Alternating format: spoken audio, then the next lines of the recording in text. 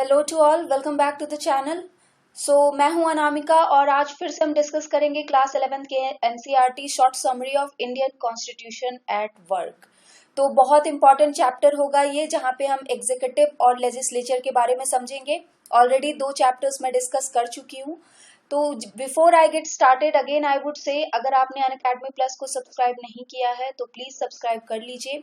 Use the referral code RANK10 to get the discount of 10% and top educators will help you in preparing for your examination. आप इस channel को भी subscribe कर लो and hit the bell icon to get the regular update from this channel. यहाँ पे भी PIB के एनालिसिस या फिर इकोनॉमी से रिलेटेड सेशन और जो भी कोर्सेस है वो अभी चल रहे हैं। एनवायरमेंट और इकोलॉजी का भी आप यहाँ पे पढ़ सकते हो और बहुत सारे इंटरनेशनल रिलेशन और इन सब चीज़ों के कोर्सेस यहाँ पे लाइव हैं, आप उनको देख सकते हो। तो सब्सक्राइब कर लीजिए इस चैनल को और जितना हो सके आप अपने दोस्तों के साथ से शेयर भी करिए। ओके, तो क्या क्या हमने डिस्कस कर लिया। कॉन्स्टिट्यूशन की हमें क्यों जरूरत है, कैसे बना, ये सारी चीजें मैं डिस्कस कर चुकी।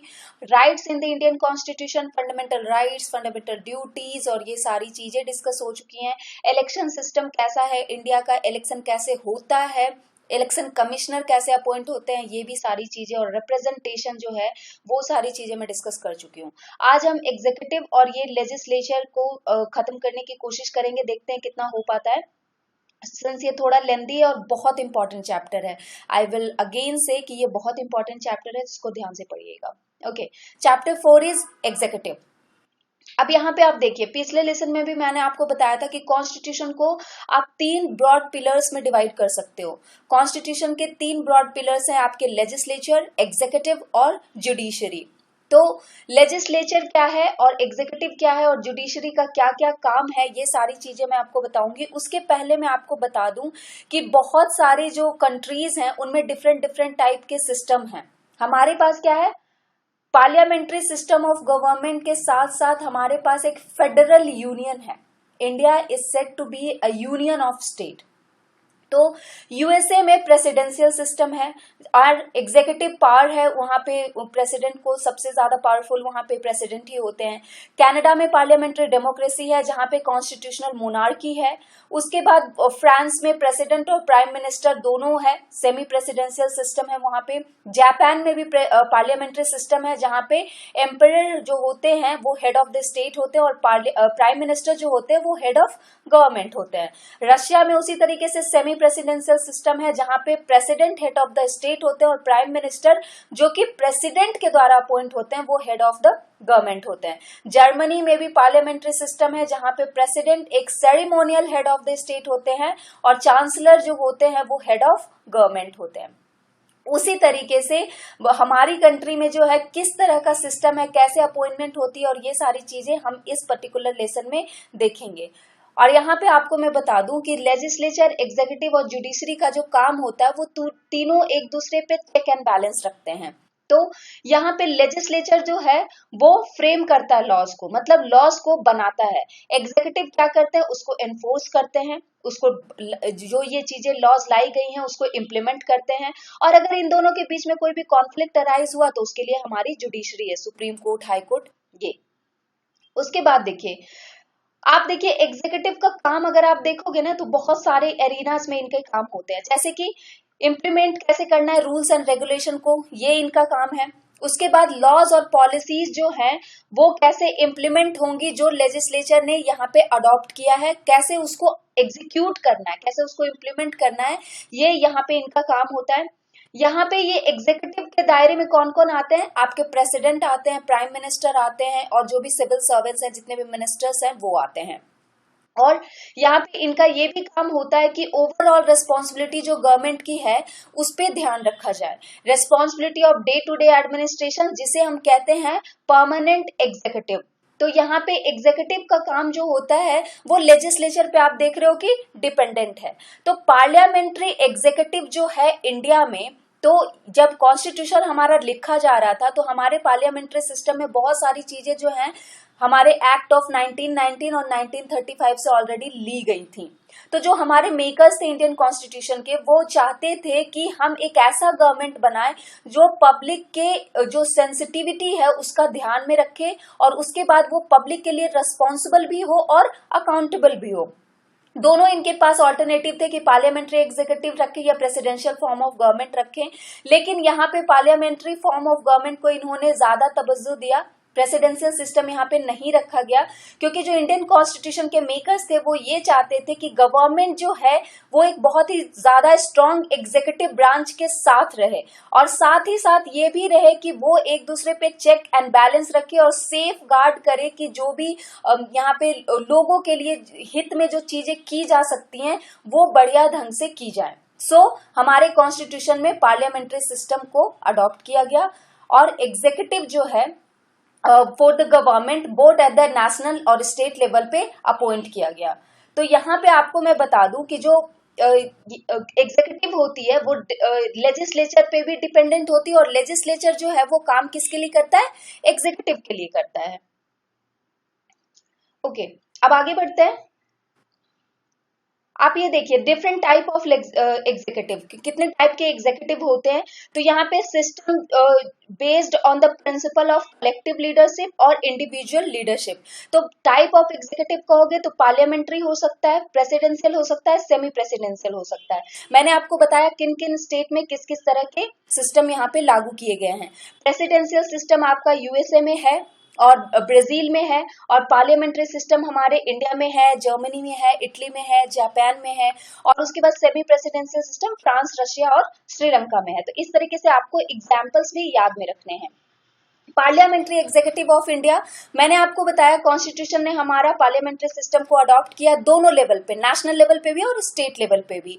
और यहाँ पे दोनों का एक इंश्योर करना एक चीज को कि एग्जीक्यूटिव जो है वो आंसरेबल हो, और उसके बाद वो जो लेजिस्लेचर पे है एक कंट्रोल रख सके। लेजिस्लेचर पे कंट्रोल रखना क्यों जरूरी है, क्योंकि लेजिस्लेचर में जो चीजें चुन के आ रही है वो किसके द्वारा चुन के आ रही है, जनता के द्वारा। वो किसके रिप्रेजेंटेटिव हैं, लोगों के रिप्रेजेंटेटिव हैं, पीपल्स रिप्रेजेंटेटिव। ठीक है, तो स्टेट लेवल पे एग्जीक्यूटिव जो होता है वो गवर्नर, चीफ मिनिस्टर और काउंसिल ऑफ मिनिस्टर से कॉम्प्राइज होता है। उसी तरीके से नेशनल लेवल पे प्रेसिडेंट, लोकसभा, राज्यसभा और जो भी काउंसिल ऑफ मिनिस्टर और प्राइम मिनिस्टर, इनसे होता है comprise.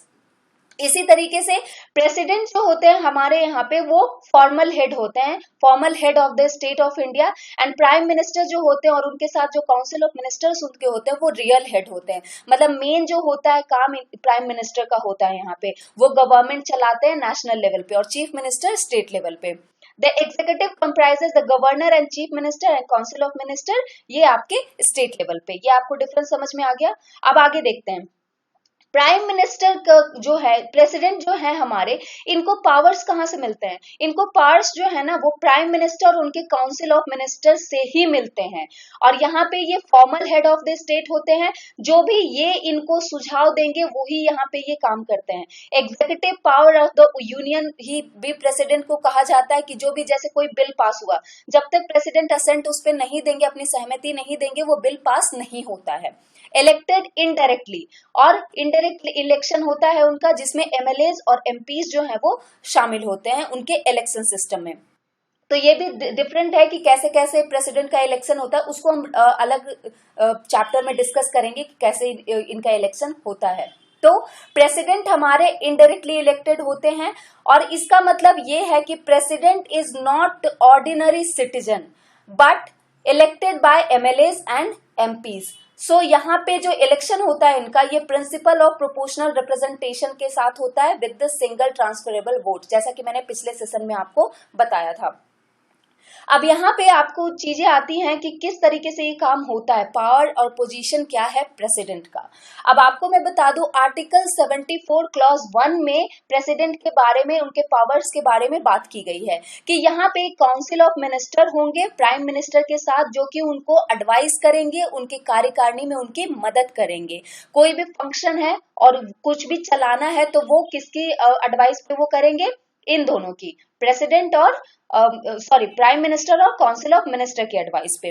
Provided that president may require the council of minister to reconsider such advice and president shall act in accordance with the advice tendered after such reconsideration. मतलब मान लिया इन दोनों ने, prime minister ने और उसके बाद उनके काउंसिल ऑफ मिनिस्टर में ने कुछ सलाह इनको दी, लेकिन इनको ऐसा लग रहा है कि इनको एक बार और सोचना चाहिए। तो ये क्या कहेंगे, इन दोनों को कहेंगे कि आप एक बार फिर इसके बारे में सोचो। अगर ये सोचने के बाद भी इनको फिर से कहते हैं कि नहीं हमने सारी जांच पड़ताल कर ली, हमने सोच लिया, हमने डिस्कस कर लिया, दिस इज इट, तो उसके बाद फिर ये डिसीजन लेते हैं हमारे प्रेसिडेंट। अब यहाँ पे ये भी कहा जाता है कि एक क्रिटिसिज्म उठता है कि क्या प्रेसिडेंट हमारे जो नॉमिनल हेड हैं, लेकिन ये कहा जाता है कि सबसे फर्स्ट सिटीजन ऑफ इंडिया हमारे प्रेसिडेंट को कहा जाता है। तो ये भी एक क्वेश्चन उठता है कि is president is only a rubber stamp for this system. So ये भी एक क्रिटिसिज्म है, वो अलग हम चैप्टर में हम डिस्कस करेंगे। अब यहाँ पे क्या होता है, discretionary power of the president. यहाँ पे ये देखिए कि कैसे कैसे ये चीजें काम करती हैं। तो 3 सिचुएशन होते हैं जहां पे प्रेसिडेंट जो है अपने पावर को यूज कर सकते हैं। वो डिफरेंट डिफरेंट सिचुएशंस हैं और उनके अपने डिस्क्रिप्शन के हिसाब से वो इन चीजों को इम्प्लीमेंट करते हैं। सबसे पहले आप देखिए प्राइम मिनिस्टर और काउंसिल ऑफ मिनिस्टर। तो यूनियन काउंसिल ऑफ मिनिस्टर जो है वो प्राइम मिनिस्टर के साथ मिलके एक एडवाइस देते हैं प्रेसिडेंट को। ठीक है, प्रेसिडेंट को अगर ये सही लगता है तो वो उसको पास कर देते हैं। अगर इनको सही नहीं लगता, ये क्या कहते हैं, इनको रिकंसिडरेशन के लिए भेजते हैं कि आप इसको रिकंसिडरेशन करो। ये लोग इसको रिकंसिडर करके अगर अगेन इनको भेज देते हैं कि नहीं हमने सारी चीजें देख ली, आप इसको मतलब देख लो, तो फिर इसके बाद प्रेसिडेंट के पास कोई ऑप्शन नहीं होता रादर देन कि वो उस एडवाइस को मान ले। तो ये एडवाइस की बात है, ठीक है, ये सिर्फ एडवाइस की बात मैं कर रही हूँ। कोई भी अगर मान लिया कहीं पे भी इनको दिक्कत आई और इन्होंने इनसे एडवाइस मांगी, तो तब का ये सिनारियो है। उसके बाद सेकंड सिनारियो देखिए क्या होता है। पार्लियामेंट में मान लिया कोई बिल पास हुआ। अब पार्लियामेंट में कौन बैठेंगे, आपको पता है लोकसभा है, राज्यसभा है। तो पार्लियामेंट में ये बिल पास हुआ, लोकसभा से राज्यसभा से बिल पास होके गया प्रेसिडेंट के पास। अब प्रेसिडेंट के पास 2-3 चीजें होती हैं करने के लिए। पहला तो कि प्रेसिडेंट को समझ में आ गई सारी चीजें, इनको अच्छा लगा, इन्होंने एसेंट दे दिया, इनको सहमति दे दी और वो बिल जो पास हुआ था वो एक्ट बन गया। अब ठीक है, जब तक प्रेसिडेंट का एसेंट नहीं मिलता वो एक्ट नहीं बनता, लॉ नहीं बनता। तो बिल अब एक्ट बन जाता है। दूसरा होता है कि अगेन ये बोलते हैं कि ये बिल में थोड़ी सी खामियां हैं, आप इसको फिर से रिकंसिडर करो। ये इनको भेजते हैं वापस काउंसिल ऑफ मिनिस्टर्स और प्राइम मिनिस्टर्स और इनके पास कि आप एक बार पार्लियामेंट को भेजते हैं कि आप इसको रिकंसिडर करो। ये लोग रिकंसिडर करते हैं और उसके बाद ठीक है कुछ सुझाव कुछ अमेंडमेंट करना होगा तो ये कर देते हैं। लेकिन अगर फिर ये वापस इनको भेज देते हैं, चाहे बिना अमेंड किए या फिर अमेंड करके, ये वापस अगर तीसरे चरण में इनको वापस भेजते हैं, तो यहाँ पे प्रेसिडेंट के पास होती हैं 2 चीजें। या तो वो उस बिल को पास करके एक्ट बना दे, उसके बाद ये इनका होता है कि अब यहाँ पे अगर रिकंसिडरेशन के बाद इनको भेज दिया गया तो अब इनके पास कोई ऑप्शन नहीं है रादर देन कि इनको सहमति अपनी देनी पड़ेगी, अब असेंट अपना देना पड़ेगा। ठीक है, ये सेकंड था रिकंसिडरेशन का। थर्ड क्या होता है कि ना तो ये बिल को पास करते हैं, ना तो ये रिकंसिडरेशन के लिए भेजते हैं, ये क्या करते हैं चुपचाप से बैठ जाते हैं। मतलब ना तो वो उसपे अपना मुहर देते हैं और ना तो ये कहते हैं कि आप इसको रिकंसिडर करो, बस अपने पास इस बिल को वो रखे रहते हैं और जिसे हम कहते हैं पॉकेट वीटो। अब यहाँ पे आपको एक क्वेश्चन आ सकता है कि क्या कॉन्स्टिट्यूशन में कोई टाइम लिमिट मेंशन है जितने दिन तक ये हमारे जो प्रेसिडेंट है इस बिल को रिकंसिडरेशन के लिए भेजने के लिए, मतलब इतने टाइम में इनको रिकंसिडरेशन के लिए या तो भेज देना है या तो बिल को असेंट दे देना है। नहीं, ऐसा हमारे कॉन्स्टिट्यूशन में कुछ भी मेंशन नहीं है कि इतने दिनों के भीतर ही प्रेसिडेंट को डिसीजन ले लेना है। This means the president can just keep the bill pending with him without any time limit, जिसे हम कहते हैं पॉकेट वीटो। तो ये आपको समझ में आ गया, ये पॉकेट वीटो कैसे प्रेसिडेंट जो है हम हमारे यूज करते हैं। अब आगे देखिए एफर्ट्स बाय गवर्नमेंट, सॉरी ये पिछले स्लाइड का है, इग्नोर इट। अब वाइस प्रेसिडेंट ऑफ इंडिया के बारे में जानिए कि वाइस प्रेसिडेंट ऑफ इंडिया का कैसे काम होता है। तो डेमोक्रेसी में क्या है कि इलेक्टेड रिप्रेजेंटेटिव हैं, मिनिस्टर्स हैं जो कि गवर्नमेंट और एडमिनिस्ट्रेशन और उनके कंट्रोल और सुपरविजन के लिए रेस्पॉन्सिबल होते हैं। यहाँ पे पार्लियामेंट्री सिस्टम में क्या होता है कि लेजिस्लेचर जो है वो एक्सरसाइज करते हैं, कंट्रोल करते हैं किसको, एडमिनिस्ट्रेशन को। एडमिनिस्ट्रेशन जो है किसी भी वायलेशन अगर वो पॉलिसीज को करेंगे जो कि लेजिस्लेचर के द्वारा मतलब बनाया गया है, तो उस पे चेक एंड बैलेंस एक दूसरे से ये रखते हैं। और अगर इन दोनों में से नहीं कुछ हुआ तो फिर उसके बाद हमारी जुडिशरी होती है इस पे काम करने के लिए। तो अब देखिए जो हमारे वाइस प्रेसिडेंट ऑफ इंडिया हैं वो 5 साल के लिए इलेक्ट होते हैं। इनका जो इलेक्शन सिस्टम है प्रेसिडेंट के जैसा ही होता है, बस इसमें डिफरेंस ये होता है कि यहाँ पे members of state legislature are not part of electoral college, मतलब वो इलेक्शन में इनके भाग नहीं लेते। रिमूवल इनका कैसे होता है, ये कैसे अपने पद से हटाए जा सकते हैं? Resolution of Rajya Sabha pass by majority and agreed to by the Lok Sabha. ये जो रिजोल्यूशन है ये कहाँ पे इनिशिएट हो सकता है? सिर्फ राज्यसभा में इनिशिएट हो सकता है, ये ध्यान में रखिएगा। ये लोकसभा में इनिशिएट इनका रिमूवल के लिए नहीं हो सकता है। और ये एक्स ऑफिशियो चेयरमैन होते हैं राज्यसभा के। और उसके बाद अगर प्रेसिडेंट की डेथ हो जाती है या फिर उनका जो ऑफिस है वो वेकेंट है, तो तब तक के लिए वो प्रेसिडेंट एज अ प्रेसिडेंट ही काम करते हैं, तब तक जब तक कि एक नया प्रेसिडेंट इलेक्ट नहीं हो जाता है। चाहे प्रेसिडेंट की मृत्यु हो जाए या उन्होंने रेजिग्नेशन दे दिया या कुछ भी हो जाए, उस सीन में ये एज अ प्रेसिडेंट एक्ट करते हैं जब तक कि एक नए प्रेसिडेंट का इलेक्शन ना हो जाए।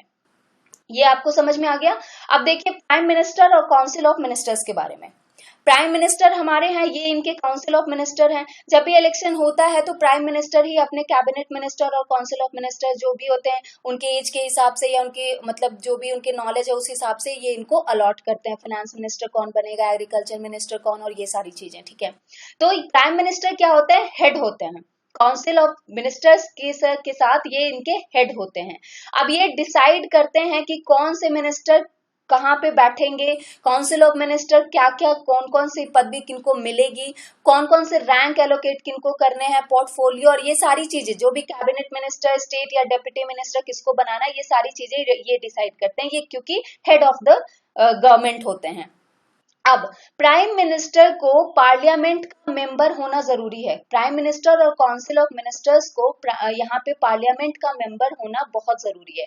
अगर कोई मिनिस्टर बन जाता है, कोई पर्टिकुलर पर्सन मिनिस्टर बन जाता है या फिर प्राइम मिनिस्टर बन जाता है लेकिन वो मेंबर नहीं है पार्लियामेंट का, एमपी नहीं है, तो उस पर्टिकुलर मेंबर के पास ये होता है कि आपके पास 6 महीने का टाइम है कि आप पार्लियामेंट का मेंबर बन जाओ, ठीक है। तो ये रूल है, ये आपको ध्यान में रखना है कि कितने टाइम लिमिट के बीच में, 6 मंथ्स के बीच में इनको ये बन जाना है। ओके, आगे चलते हैं। अगर क्या होगा अगर किसी भी मेंबर के खिलाफ या फिर प्राइम मिनिस्टर के खिलाफ, काउंसिल ऑफ मिनिस्टर के खिलाफ वोट ऑफ नो कॉन्फिडेंस पास होता है।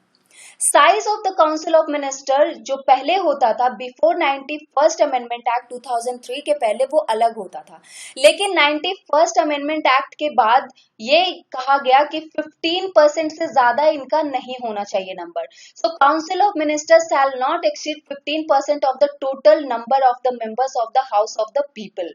तो हाउस ऑफ द पीपल में जितने मेंबर्स हैं उसका 15% ही इनको होना चाहिए, या फिर स्टेट के मामले में असेंबली के 15%, ठीक है। काउंसिल ऑफ मिनिस्टर्स जो होते हैं उनकी एक पर्टिकुलर अपनी रिप्रेजेंटेशन होती है, रिस्पॉन्सिबिलिटी होती है, और एक होती है collective major, collective responsibility to the Lok Sabha. अब इस कलेक्टिव रिस्पॉन्सिबिलिटी को डिस्कस कीजिए कि क्या होता है। अगर वोट ऑफ नो कॉन्फिडेंस किसी एक सिंगल मिनिस्टर के खिलाफ भी किया गया, इसका मतलब ये है कि यहाँ पे आपका भरोसा नहीं रहा, आपको रिजाइन करना है, ठीक है। अब यहाँ पे ये मतलब होता है कि ये इंडिकेट करता है कि एक मिनिस्टर जो है अगर एक पॉलिसी या किसी डिसीजन को, कैबिनेट के किसी डिसीजन को नहीं मान रहा है, तो वहां पे उनके पास 2 ऑप्शन होते हैं, या तो उसको आप एक्सेप्ट कर लो उस डिसीजन को, या फिर आपको रेजिग्नेशन देना पड़ेगा। और यहाँ पे ये बाइंडिंग होता है ऑन ऑल द मिनिस्टर कि आप कोई भी पॉलिसी अगर आई है तो उसको आप अग्री करो, कलेक्टिव रिस्पॉन्सिबिलिटी होती है ये। अगर आप अग्री नहीं करोगे तो फिर क्या होता है, वोट ऑफ नो कॉन्फिडेंस पास होता है, जिसके कारण गवर्नमेंट को रिजाइन करना पड़ता है, गवर्नमेंट वहां पे टूट जाती है। आगे देखिए कि जो dissolution of council of minister है ऑन डेथ और रेजिग्नेशन ऑफ प्राइम मिनिस्टर, ये यहाँ पे जो आपका काउंसिल ऑफ मिनिस्टर है ये यहाँ पे डिसॉल्व हो जाता है, लोकसभा जो है वो डिसॉल्व हो जाता है। अब मिनिस्टेरियल वैकेंसी देखिए, मिनिस्टेरियल वैकेंसी कैसे हो सकती है? डिसोल्यूशन तो चलो ऐसे हो गई कि of the council of minister on death और रेजिग्नेशन ऑफ प्राइम मिनिस्टर, तो अगर प्राइम मिनिस्टर की डेथ हो गई या उन्होंने रिजाइन कर दिया तो डिसोल्यूट हो जाता है काउंसिल ऑफ मिनिस्टर, और उसके बाद फिर से इलेक्शन होगा, फिर से उसके बाद बनाया जाएगा। मिनिस्टरियल वैकेंसी में क्या होता है कि अगर डिसमिस हो गया कोई या रिजाइन कर दिया किसी मिनिस्टर ने, तो अब प्राइम मिनिस्टर यहाँ पे जो है एक लिंक का काम करते हैं। काउंसिल ऑफ मिनिस्टर एक तरफ और दूसरी तरफ इनके होते हैं प्रेसिडेंट और पार्लियामेंट, तो तीनों के बीच में ये कड़ी का काम करते हैं। काउंसिल ऑफ मिनिस्टर के साथ ये मिलके काम करते हैं, प्रेसिडेंट को ये एडवाइस करते हैं, और उसके बाद पार्लियामेंट, लोकसभा राज्यसभा, जहाँ पे पॉलिसीज बनती हैं, जहाँ पे डिस्कशन होते हैं सदन में, ठीक है। उसके बाद ही take all the crucial decision of the government, since ये रियल हेड हैं, नॉमिनल हेड तो हमारे प्रेसिडेंट हैं, रियल हेड होने के कारण ये सारे क्रूशियल डिसीजंस लेते हैं, और उसके बाद जितने भी पॉलिसीज है गवर्नमेंट के उसके बिहाफ में डिसीजन लेते हैं। वो काउंसिल ऑफ मिनिस्टर को कंट्रोल रखते हैं, उनपे लीडरशिप रखते हैं वो लोकसभा पे। उसके बाद जो ब्यूरोक्रेटिक मशीन होती है उस पर कमांड रखते हैं। मीडिया, प्रोजेक्शन, पर्सनालिटीज, जो भी इलेक्शन होना है, इन सब चीजों पे इनका काम रहता है। फॉरेन विजिट करना है या फिर कहीं भी समिट करना है, नेशनल कॉन्फ्रेंस या कुछ भी इंटरनेशनल चीजें, इंटरनेशनल समिट, ये सारे काम कौन करते हैं? हमारे प्राइम मिनिस्टर। उसके बाद आगे देखिए स्टेट लेवल पे क्या होता है। हमारे नेशनल लेवल पे तो prime minister, council of minister, president. State level पे गवर्नमेंट होते हैं, स्टेट जो होते हैं अपॉइंटेड होते हैं, गवर्नमेंट ऑफ स्टेट, वो किसके द्वारा? प्रेसिडेंट के द्वारा। और इनको एडवाइस कौन करता है उसके लिए? Central government.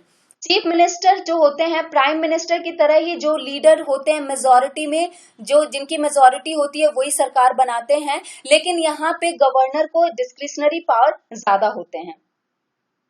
आगे बढ़ते हैं। द इंडियन ब्यूरोक्रेसी, तो इंडियन ब्यूरोक्रेसी की अगर बात आती है ना, तो यहाँ पे सबसे ज्यादा एक जो इम्पोर्टेंट चीज है वो आपको ये ध्यान में रखनी है कि इंडिया में जो है इस्टेब्लिश किया गया है एक प्रोफेशनल एडमिनिस्ट्रेटिव मशीनरी को, और यहाँ पे ये जो मशीनरी होती है वो पॉलिटिकली अकाउंटेबल होती है।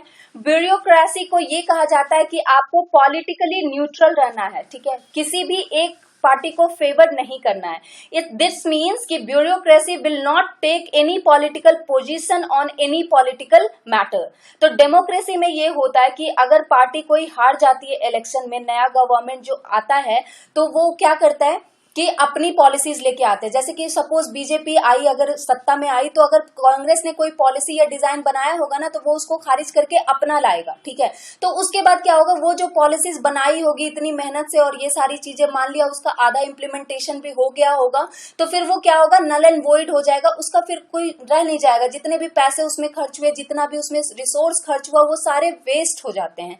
तो इसीलिए ये होती है इंडियन ब्यूरोक्रेसी। ये इसलिए ध्यान में रखा जाता है कि ये एक ऐसा इंस्ट्रूमेंट है जिसमें जो वेलफेयर पॉलिसीज है गवर्नमेंट की वो लोगों तक पहुंच जाए, बिफोर की सरकार गिर जाए और वो पॉलिसीज बिल्कुल वेस्ट हो जाए, उसके पहले वो लोगों तक पहुंच जाए वेलफेयर के लिए उनके। इसीलिए ये इंडियन ब्यूरोक्रेसी जो है वो काम करती है। बहुत ही कॉम्प्लेक्स सिस्टम है ये, जिसमें all India services, state services, employees of local government और ये सारी चीजें शामिल होते हैं। आप यहाँ पे समझ सकते हो, इस डायग्राम से आपको समझ में आ जाएगा।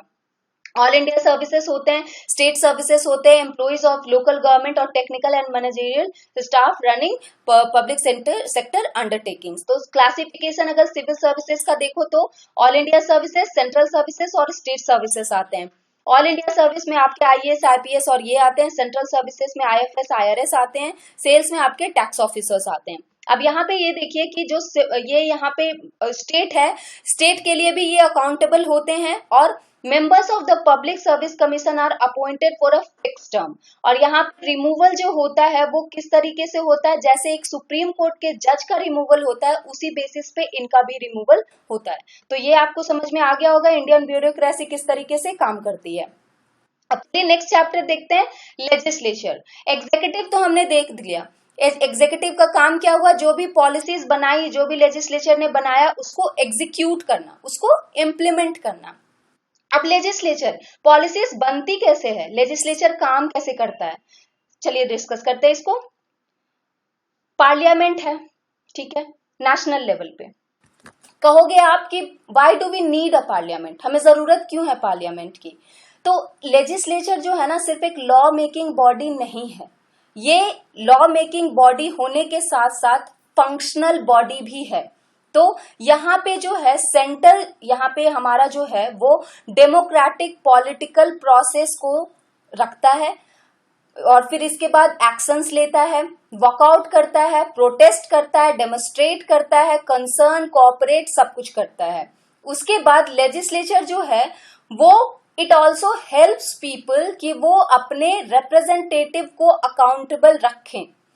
This indeed is very basis of representative democracy. Representative democracy के लिए जो है ये बहुत ज्यादा important है। पार्लियामेंट कहने का मतलब हमारा होता है नेशनल लेजिस्लेचर, ठीक है, नेशनल। स्टेट लेवल पे अलग होता है, पार्लियामेंट में अलग होता है राज्यसभा और लोकसभा, और हमारे पार्लियामेंट में बाई कैमरल लेजिस्लेचर है, क्योंकि यहाँ पे अपर हाउस है राज्यसभा और लोअर हाउस है हमारा लोकसभा। उसी तरीके से स्टेट लेवल पे विधान परिषद है अपर हाउस और विधानसभा है हमारा लोअर हाउस। तो यहाँ पे आपको ये ध्यान में रखना है कि राज्यसभा और लोकसभा कैसे कैसे काम करता है, क्या क्या चीजें हैं उनकी, वो सारी हम डिस्कस करेंगे। लेकिन इसके पहले ये देखिए कि बाय कैमरल लेजिस्लेचर तो है हमारा, लेकिन विधान परिषद जो है हर स्टेट में नहीं है। अगर किसी स्टेट को जरूरत है तो ही विधानसभा वहां पे या तो अबॉलिश किया जाता है, अगर किसी के पास है तो हटाया जाता है, और किसी के पास नहीं है तो क्रिएट किया जाता है।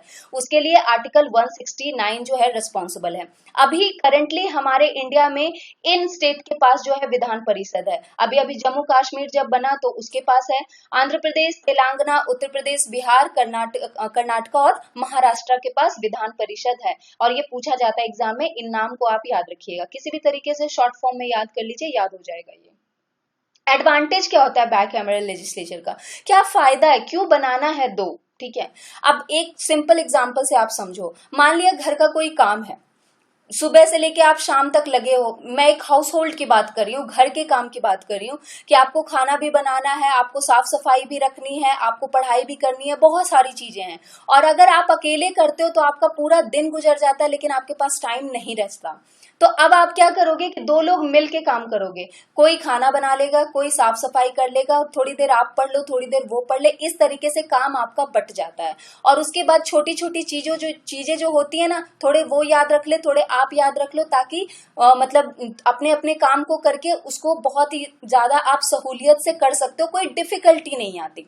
सेम चीज, हमारी कंट्री बहुत बड़ी है तो चलो ठीक है, डाइवर्सिटी बहुत ज्यादा है, लार्ज साइज डाइवर्सिटी, जहां हर 12 किलोमीटर पे रिलीजन बदल रहा है, हर 12 किलोमीटर पे लैंग्वेज बदल रहा है, बहुत सारी क्लाइमेट भी बदल रहा है। तो यहाँ पे क्या है, सारे जो ऑल सेक्शन ऑफ सोसाइटी को रिप्रेजेंट करना एक बहुत बड़ी बात है, ज्योग्राफिकल रीजन को रिप्रेजेंट करना बहुत बड़ी बात है। तो यहाँ पे क्या है, जैसे अब मान लिया कोई सरकार हमारी सिर्फ दिल्ली में बैठ के नॉर्थ ईस्ट को तो नहीं चला सकती ना, कैसे, मतलब वहां पे आना जाना रहना, लोगों से मिलना जुलना, अकाउंटेबल होना, क्या कमियां हैं क्या देखना, ये सारी चीजें। एवरी डिसीजन यहाँ पे क्या होता है कि इसके फायदे यह है कि अब नॉर्थ ईस्ट में बैठी जो सरकार है वो अपने डिसीजन खुद लेगी, उसके बाद यहाँ पे वो डिसीजन यहाँ पे सेंटर को भेजेगी, सेंटर यहाँ रिकंसीडर करेगा, अच्छा लगेगा तो पास करेगा, नहीं तो फिर नहीं करेगा। और यहाँ पे पासिंग होता ही है हर डिसीजन की, तो एक हाउस से दूसरे हाउस में होता है, जैसे विधानसभा से विधान परिषद, विधान परिषद से विधानसभा, तो उसके बाद क्या होता है, दो बार डिसीजन को एक बार में हाँ नहीं किया जाता, वहां पे कंसिडरेशन होता है। इट मींस कि अगर कोई बिल भी पास किया गया तो उसको डिस्कस किया जाएगा, उसको कंसीडर किया जाएगा। उसके बाद होता है कि ये डबल चेक रखता है, इंश्योर करता है कि डबल चेक हो हर मैटर पे।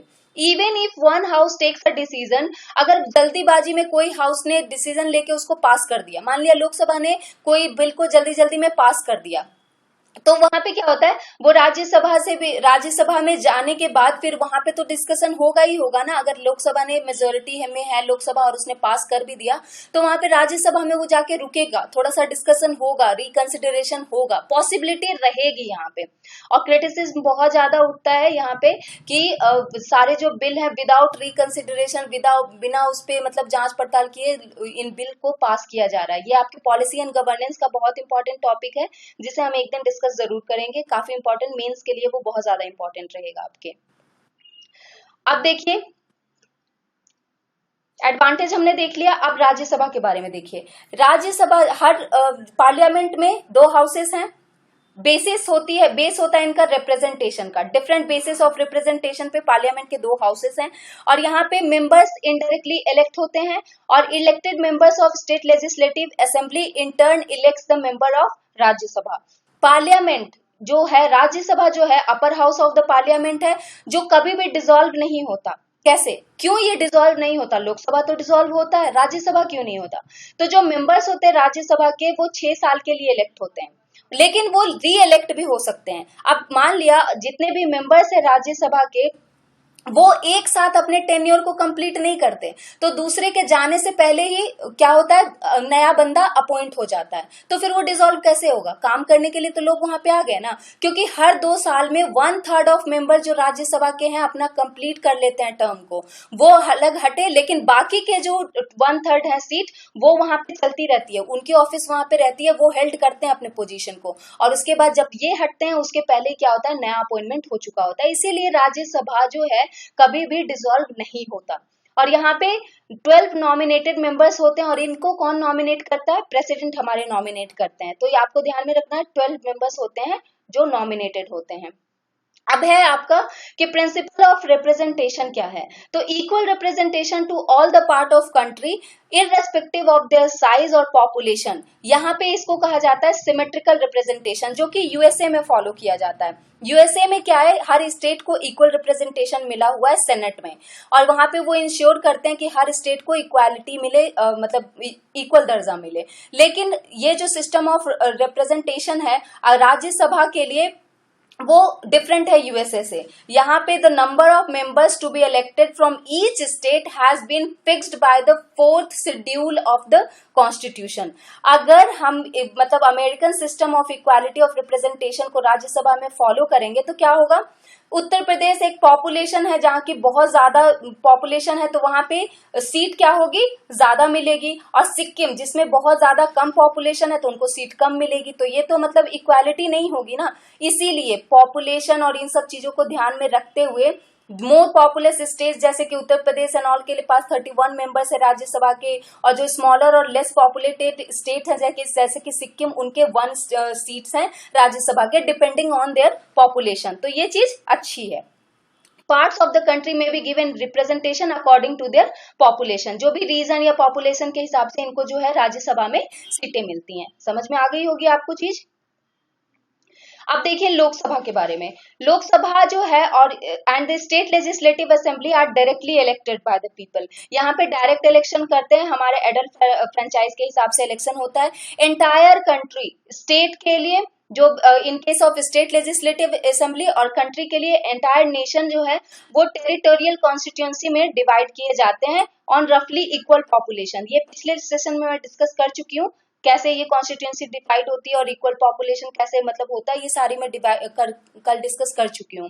1 रिप्रेजेंटेटिव हर कॉन्स्टिट्यूंसी से इलेक्ट होता है। किस बेसिस पे? जो हम वोटिंग करते हैं, यूनिवर्सल एडल्ट सफरेज, ये भी मैंने कल डिस्कस किया ये क्या होता है। और यहाँ पे अभी तक में 543 कॉन्स्टिट्यूंसी हैं इंडिया में। अब आगे देखिए यहाँ पे फंक्शन क्या है पार्लियामेंट के। तो फंक्शन जब आते हैं पार्लियामेंट के तो लेजिस्लेटिव फंक्शन ये होते हैं कि वो जो भी लेजिस्लेचर है जिससे रिस्पॉन्सिबिलिटी है वो उसको इनैक्ट करते हैं पूरी कंट्री में। उसके बाद उसको अप्रूवल भी देते हैं, ड्राफ्ट करना बिल को, और उसके बाद ब्यूरोक्रेटिक जितने भी काम काज होते हैं उनको मिनिस्टर्स से कंसर्न रखना, सुपरवाइज करना मिनिस्टर्स को, ये सारे इनके काम होते हैं। No major bill is introduced in the parliament without the approval of cabinet. कोई भी जो इंपॉर्टेंट बिल है बिना कैबिनेट मिनिस्टर के अप्रूवल के पार्लियामेंट में इंट्रोड्यूस नहीं हो सकता। कोई अदर मेंबर्स भी बिल को इंट्रोड्यूस कर सकते हैं, जैसे प्राइवेट मेंबर्स भी बिल को इंट्रोड्यूस कर सकते हैं, लेकिन उनके चांसेस बहुत कम होते हैं कि वो पास हो पाएंगे, क्योंकि उनके पास गवर्नमेंट का सपोर्ट नहीं है, तो फिर थोड़ा मुश्किल होता है कि वो पास हो पाएगा बिल। ठीक है, अब आगे देखिए कि किस तरीके से आप फंक्शंस जो है पार्लियामेंट के उसको डिस्क्राइब कर सकते हो। रिप्रेजेंटेशन है, फाइनेंशियल फंक्शन है इनके, कंट्रोल रखना एग्जीक्यूटिव पे, टैक्सेशन से रिलेटेड जो भी काम है उनके ये भी हैं, और डिबेटिंग द फंक्शन, डिबेट करना, और उसके बाद कॉन्स्टिट्यूएंट फंक्शन, इलेक्टोरल फंक्शन और जुडिशियल फंक्शन, ये सारे इनके फंक्शंस हैं। अब कंट्रोल ऑफ एग्जीक्यूटिव किस लिए? अकाउंटेबिलिटी को इंश्योर करने के लिए। फाइनेंशियल फंक्शन में अगर आता है तो रिलेटेड टू टैक्सेशन, टैक्स जो है हमारा टैक्स सिस्टम वो गवर्नमेंट जो है बहुत सोच विचार के यहाँ पे लाती है। उसके बाद रिसोर्सेज जो है गवर्नमेंट के उसको ग्रांट करना ताकि वो अपने पॉलिसीज को प्रोग्राम्स को बढ़ा सके, फंड रहेगा तो ही तो वो कर पाएंगे। The government will give account of legislature about the money कि उन्होंने पैसे कहाँ खर्चे, किस काम में खर्चे, क्यों उनको पैसे की जरूरत है, किस पॉलिसी के लिए क्या स्कीम लाना है जिसके लिए उनको पॉलिसी पैसे की जरूरत है। और ये एक चेक रखते हैं इन पे गवर्नमेंट पे कि लेजिस्लेचर ये इंश्योर करता है कि गवर्नमेंट जो है वो फालतू खर्चे ना करे, मिस स्पेंड या ओवर स्पेंड ना करे, ना तो फालतू खर्चे करे ना तो ज्यादा खर्चे करे। और ये कैसे जांच पड़ताल की जाती है इसकी, बजट लाके और एनुअल फाइनेंशियल स्टेटमेंट लाके इस पे चेक रखा जाता है। तो लेजिस्लेचर जो है वो एग्जीक्यूटिव पे चेक कैसे रखती है, तो the answer is by the budget and annual financial statement. This legislature keep the check on executive. Representation से related ये है कि parliament represent the divergent views of members, different regions, social, economic, मतलब हर state से वहां पे आएंगे तो हर state अपनी अपना अपना पक्ष रखेगा जिसको वो represent करेंगे। कोई state क्या कह रहा है या क्या नहीं कह रहा है, किसी state को क्या चाहिए या क्या नहीं चाहिए। Okay, next is powers of Lok Sabha. Lok Sabha के पावर्स क्या हैं, तो फाइनेंशियल फंक्शन मैंने आपको बता दिया, रिप्रेजेंटेशन मैंने बता दिया, डिबेटिंग फंक्शन भी एक बार बता दूं कि यहाँ पे हमारे पार्लियामेंट में ऑपोजिशन को कहा जाता है कि वो एक बहुत ही अहम चीज है। तो डिबेट जब तक नहीं होगा ना, कोई भी चीज को अगर डिबेट नहीं करेंगे तो फिर उसका एक लिमिटेशन जो है गवर्नमेंट की पावर पे वो नहीं रह जाएगा। तो मेंबर्स यहाँ पे फ्रीली बोलते हैं, कोई भी बिना डर के वो अपना पक्ष रखते हैं और उसके बाद डिस्कशन होता है। तो इसलिए ये इंपॉर्टेंट होता है कि डिबेट जरूर हो। कॉन्स्टिट्यूएंट फंक्शन में ये होता है कि पावर डिस्कस होते हैं पार्लियामेंट के और उसके बाद जो भी कॉन्स्टिट्यूशन में चेंजेस लाए जाने हैं ये सारी चीजें डिस्कस होती हैं। उसके बाद पावर्स जो होते हैं दोनों हाउसेस के वो भले ही सेम होते हैं लेकिन कॉन्स्टिट्यूशनल अमेंडमेंट के लिए स्पेशल मेजॉरिटी दोनों हाउसेस में चाहिए होती है। तो ये कॉन्स्टिट्यूएंट पावर्स होते हैं पार्लियामेंट के।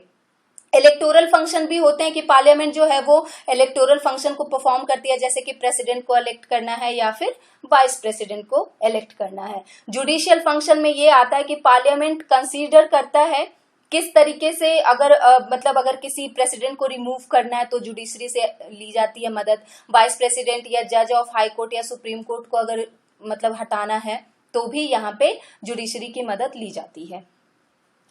अब आगे देखिए कि यहाँ पे पावर्स ऑफ लोकसभा में क्या है, लोकसभा के क्या क्या पावर होते हैं कि वो मैटर जो होते हैं यूनियन लिस्ट और कंकरेंट लिस्ट उसके लॉज बनाते हैं, ठीक है। और introduce and enact money and non money bills. तो मनी बिल जो है वो कहाँ इंट्रोड्यूस होता है, सिर्फ लोकसभा में। तो बिल को लेके एक स्पेशल अगला जो सेशन होगा वो बिल से ही रिलेटेड होगा, मैं उसको वही डिस्कस करूंगी, चाहे वो ऑर्डिनरी बिल हो या फिर मनी बिल हो, वो सारी चीजें मैं अगले लेसन में डिस्कस करूंगी। उसके बाद टैक्सेशन, बजट और एनुअल फाइनेंशियल स्टेटमेंट को प्रोड्यूस करते हैं, ये लाते हैं, बजट यही पेश करते हैं। कंट्रोल करते हैं एग्जीक्यूटिव को, कैसे, क्वेश्चन करके, supplementary question, resolution, motion pass करके और नो कॉन्फिडेंस मोशन पास करके ये जो है इस पे चेक रखते हैं। कॉन्स्टिट्यूशन को अमेंड भी करते हैं, इमरजेंसी को भी अगर लाना है तो उसकी अप्रूवल देते हैं। प्रेसिडेंट वाइस प्रेसिडेंट को इलेक्ट करना है या रिमूव करना है, या जजेस ऑफ सुप्रीम कोर्ट या हाई कोर्ट को इलेक्ट करना है या रिमूव करना है, ये भी होता है। और कमेटी और कमीशन को भी एस्टैब्लिश करना और उसके बाद उनके रिपोर्ट को कंसिडर करना भी लोकसभा का ही काम होता है। राज्यसभा के क्या क्या पावर हैं, अगर लोकसभा के ये पावर्स हैं तो राज्यसभा के क्या पावर्स हैं। राज्यसभा कंसीडर करती है, उसके बाद जो भी बिल इनके पास आया पास होके उसको वो कंसीडर करती है, अप्रूव करती है। और नॉन मनी बिल्स को, मनी बिल में इनके पास कोई भी ताकत नहीं होती है। मनी बिल में अगर राज्यसभा के पास आया है तो उनके पास कोई ऑप्शन नहीं है रादर देन कि वो उसको हाँ भरें। और सजेस्ट करते हैं, कोई भी अगर मनी बिल है तो उसमें अमेंडमेंट के लिए सजेस्ट जरूर कर सकते हैं, लेकिन मानना या ना मानना ये लोकसभा के हाथ में होता है। कॉन्स्टिट्यूशनल अमेंडमेंट को भी ये अप्रूव करते हैं क्योंकि बिना राज्यसभा के वो अप्रूवल नहीं होता है। उसके बाद ये भी मोशन ऑफ थैंक्स और रिजोल्यूशन ऑफ ये सब करके ये इस पे एग्जीक्यूटिव पे कंट्रोल रखते हैं, पार्टिसिपेट करते हैं इलेक्शन में, प्रेसिडेंट को रिमूव करना, वाइस प्रेसिडेंट, जजेस of supreme court, high court, इनके में भी ये पार्टिसिपेट करते हैं। और उसके बाद यूनियन पार्लियामेंट के जो पावर होते हैं और लॉज जो होते हैं मैटर स्टेट लिस्ट से रिलेटेड, वो इनके पास होता है, ठीक है। तो ये सबसे ज्यादा इंपॉर्टेंट है कि यूनियन पार्लियामेंट का जो पावर होता है कि लॉ बनाना है या स्टेट लिस्ट से रिलेटेड जो मैटर्स होते हैं उसके स्पेशल पावर्स होते हैं राज्यसभा के पास। आप इसमें देख सकते हो, आपको पता चलेगा स्पेशल पावर ऑफ राज्यसभा। तो राज्यसभा एक ऐसा इंस्टीट्यूशनल मैकेनिज्म है जो कि रिप्रेजेंटेशन देता है स्टेट को, राइट। अब यहाँ पे इनका पर्पस होता है कि किसी भी पावर जो होती है, स्टेट की जो पावर होती है, उसको प्रोटेक्ट किया जा सके। तो यहाँ पे कोई भी जो मैटर अफेक्ट करता है स्टेट को, वो किसके पास आता है? अप्रूवल और कंसेंट के लिए राज्यसभा के पास। तो यूनियन पार्लियामेंट जो है अगर किसी मैटर को ये चाहेगी कि वो स्टेट लिस्ट से हटा के दूसरे लिस्ट में रखे, मान लिया कॉन्करेंट लिस्ट में रखे या फिर यूनियन लिस्ट में रखे, तो यहाँ पे इनको राज्यसभा का परमिशन लेना जरूरी होगा। प्रोविजन जो है यहाँ पे ये राज्यसभा के स्ट्रेंथ को बढ़ाता है इस मैटर में, सिर्फ स्टेट वाले मैटर में। तो ये पावर्स जो हैं राज्यसभा के लिए इंपॉर्टेंट होते हैं। Making laws on any subject in the state list, जैसा कि मैंने आपको बताया। Power in respect of creation और abolition of all India services, ये भी इनकी पावर होती है। राज्यसभा हैज द पावर कि वो क्रिएट कर सकते हैं एक या एक से ज्यादा ऑल इंडिया सर्विसेज को। और ये कैसे होता है? जब रिजोल्यूशन पास होता है by the 2/3 of the majority on plea of national interest. अगर नेशनल इंटरेस्ट के लिए 2/3 ऑफ मेजोरिटी से ये पास हो जाता है तो जाके ये क्रिएट किया जा सकता है, एक या एक से ज्यादा जो राज्यसभा जो है क्रिएट कर सकता है ऑल इंडिया सर्विसेज को। सिमिलर वे में Rajya Sabha can disband an existing all India services. अगर आईआरएस को हटाना है तो हटा सकते हैं, आईपीएस को हटाना है तो हटा सकते हैं, या कुछ भी मतलब जो भी है, जैसे भी क्रिएट करना या हटाना, ये 2/3 ऑफ मेजोरिटी से अगर पास कर देगा तो फिर उसके बाद ये पावर जो होती है राज्यसभा के पास ही होती है, चाहे वो क्रिएट करना है ऑल इंडिया सर्विसेज को या फिर अबॉलिश करना है। So this was it for today. अगले लेसन में हम डिस्कस करेंगे कि बिल कैसे पास होता है, बिल कैसे बनता है, कैसे उसको डिस्कशन होता है, कितने टाइप में और कितने चरण में वो डिस्कस होता है, फिर उसको असेंट कैसे मिलता है, और उसके बाद फाइनली वो एक्ट कैसे बनता है। बिल पास होके ही एक्ट बनता है ना। तो ये सारी चीजें हम डिस्कस करेंगे। मनी बिल क्या होता है, लोकसभा के क्या पावर्स हैं बिल को लेके, राज्यसभा के क्या पावर्स हैं बिल को लेके, ये सारी चीजें हम अगले लेसन में डिस्कस करेंगे। सो इन नेक्स्ट लेसन हम कंप्लीट करेंगे इन पर्टिकुलर चैप्टर्स को। जो लेजिस्लेचर का छोटा सा पार्ट बचा हुआ है बिल को लेके, वो हम डिस्कस करेंगे। हम जुडिशरी भी डिस्कस करेंगे और थोड़ा बहुत फेडरलिज्म वाले चैप्टर को भी हम डिस्कस करेंगे। So stay tuned. If you having any query, type it in comment box, I will be glad to answer that. And don't forget to subscribe this channel, hit the bell icon to get the regular updates from this channel. It's me Anamika signing off. I hope you liked it. Stay tuned. Bye bye.